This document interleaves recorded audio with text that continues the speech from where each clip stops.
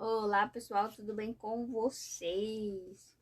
E hoje a gente vai começar, né, a segunda fase do livro de Daniel, que o título vai ser As Quatro Grandes Monarquias, que vai falar da segunda visão de Daniel. A primeira foi do sonho de Nabucodonosor, né, falando sobre a estátua, que o rei não conseguia lembrar o sonho dessa bendita estátua, que falava sobre ele, né, e o reino dele, né, que seria o reino maior de todos, né, naquela época e durante todos, né, depois.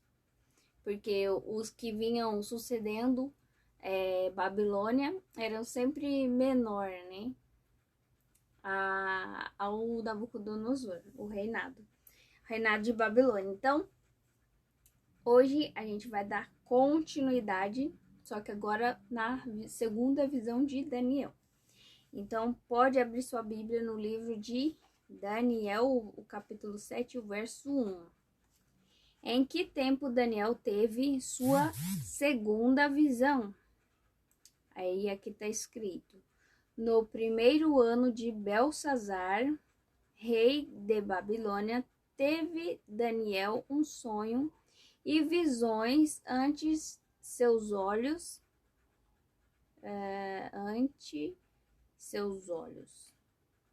Quando estava no seu leito, escreveu logo o sonho e relatou a suma de todas as coisas. Então, Daniel, ele estava no seu quarto, né, na sua cama, e aí ele teve essa avião diante dos olhos dele.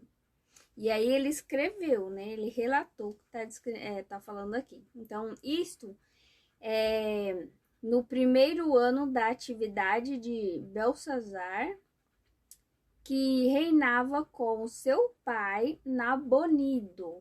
Então, Nabonido era filho de Nabucodonosor, e Nabonido era o pai de Belsazar.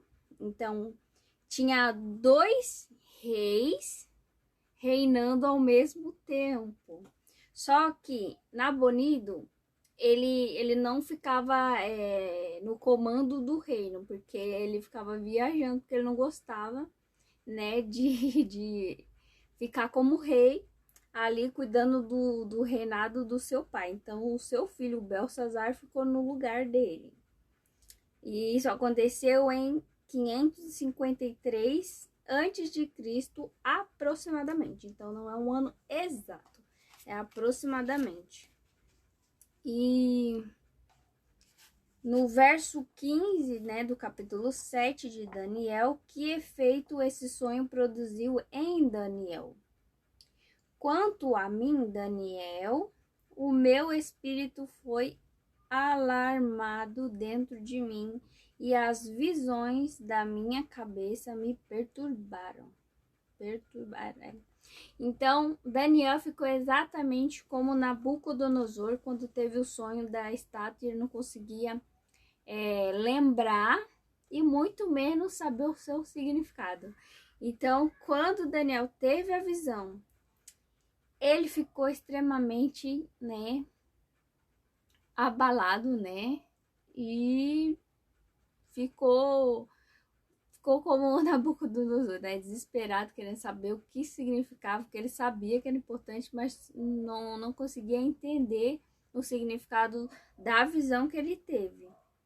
E aí, o efeito produzido pelo sonho de Daniel nele próprio foi semelhante que sentiu Nabucodonosor quando o seu sonho lhe perturbou, né? Que estava lá no Daniel 2, o verso 1.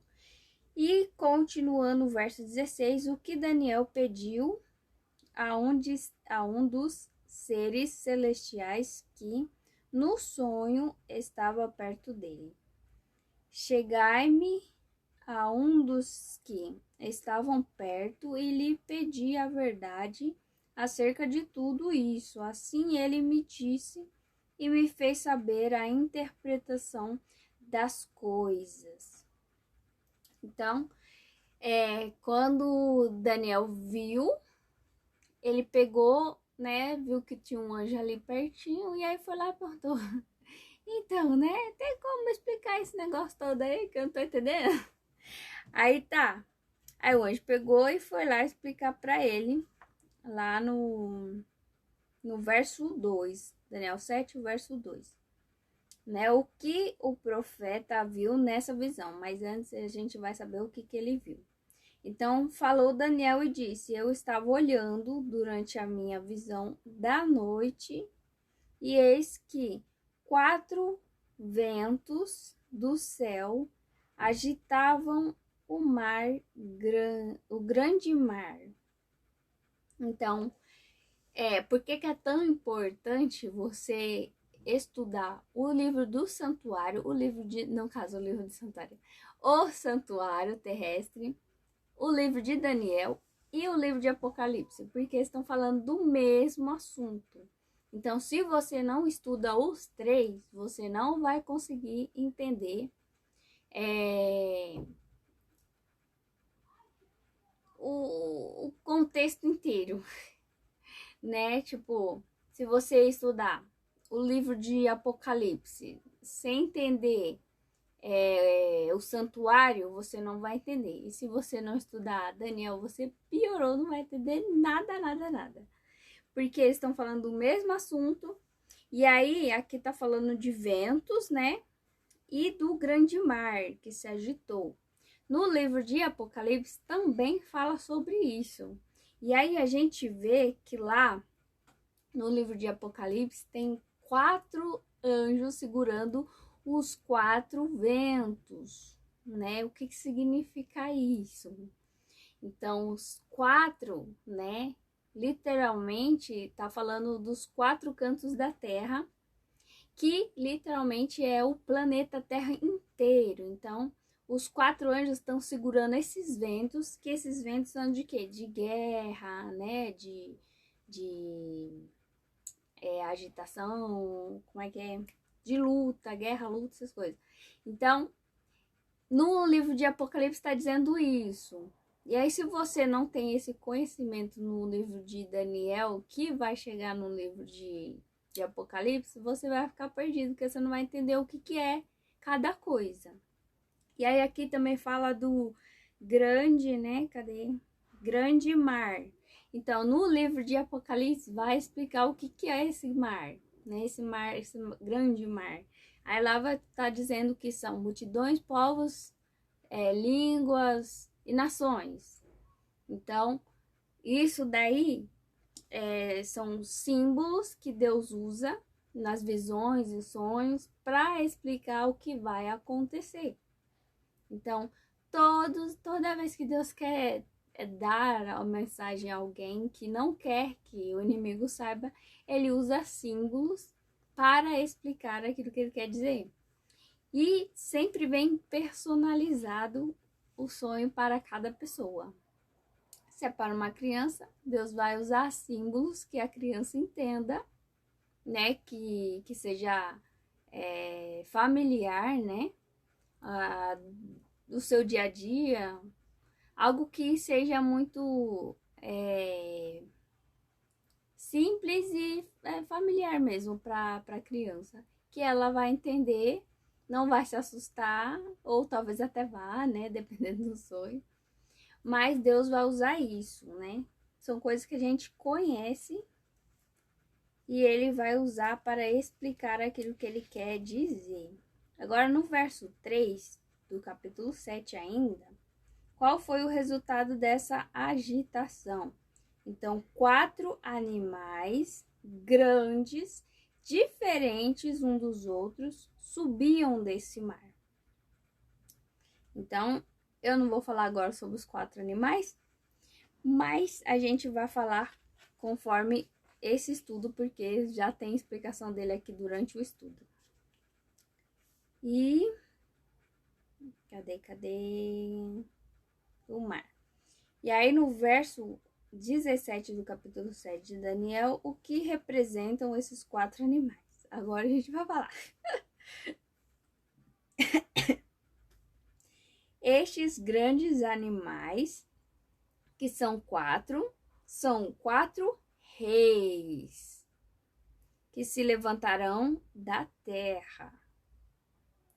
Aí que o termo reis, aqui como em Daniel 2, o verso 44, significa reinos, né?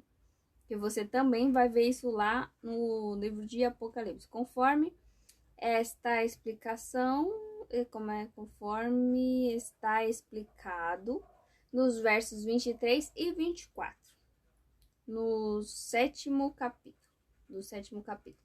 quando os dois termos usados de modo equivalente nessa profecia.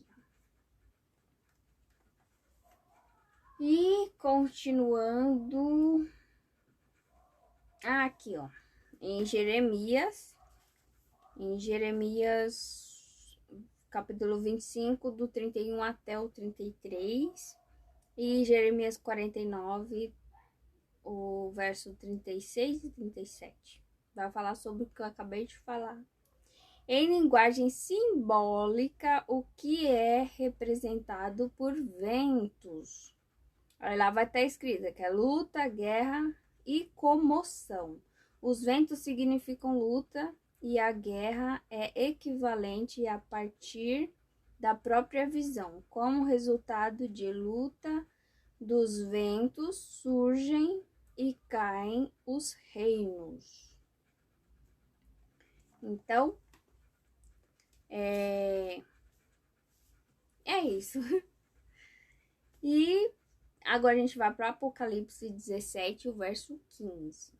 Em profecia, o que é simbolizado por águas?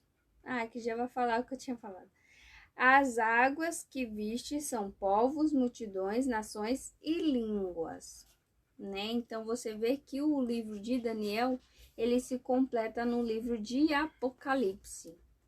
Por isso que Daniel era um livro selado, porque era para o tempo do fim, né? Então, até que chegasse o fim, a ciência, né, não se multiplicaria. Então, quando chegou o tempo do fim, a ciência se multiplicou e aí todos, né, a partir, deixa eu ver, foi antes de 1844, né, já começou a se levantar algumas pessoas que começaram a estudar o livro de Apocalipse e Daniel, e aí começaram a juntar, né, as pecinhas, e aí foram se encaixando, né, essas coisas que antes era selado para o povo daquela época, mas hoje já é revelado, né?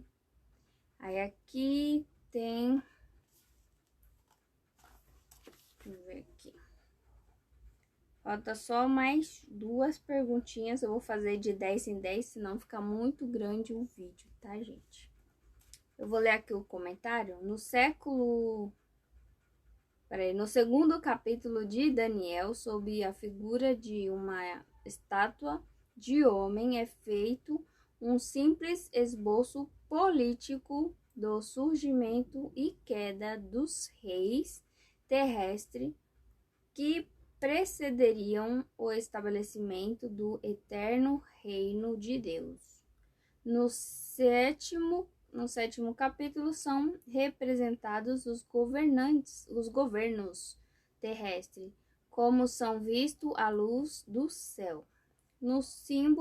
Sob os símbolos de animais bravos e ferozes, que são mostrados, em particular, oprimindo e perseguindo os santos do Altíssimo. Daí a diversidade nos símbolos usados para representar esses reinos. Em Daniel 7, verso 4, aqui se assemelhava o primeiro animal.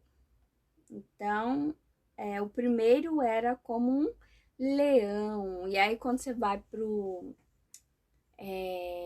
o reinado, né, da Babilônia, lá de Nabucodonosor, você vê que Babilônia, o símbolo deles, né, era um leão, né? Você pode ver, se você for no Google, você vai ver lá estátua, né, de leão na entrada da cidade.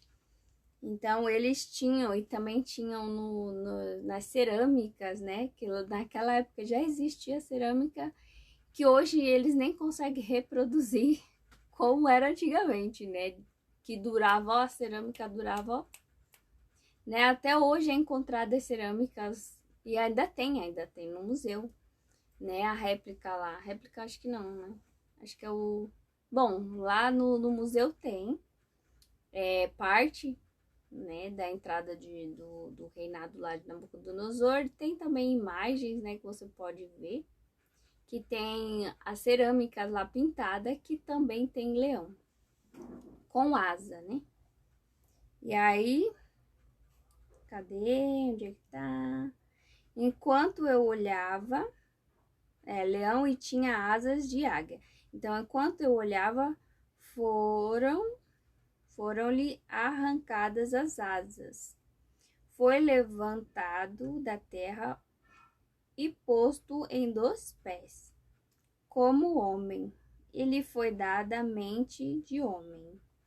Então, o leão, o primeiro desses 4 grandes animais, assim como a cabeça de ouro do sonho de Nabucodonosor, representava a monarquia babilônica.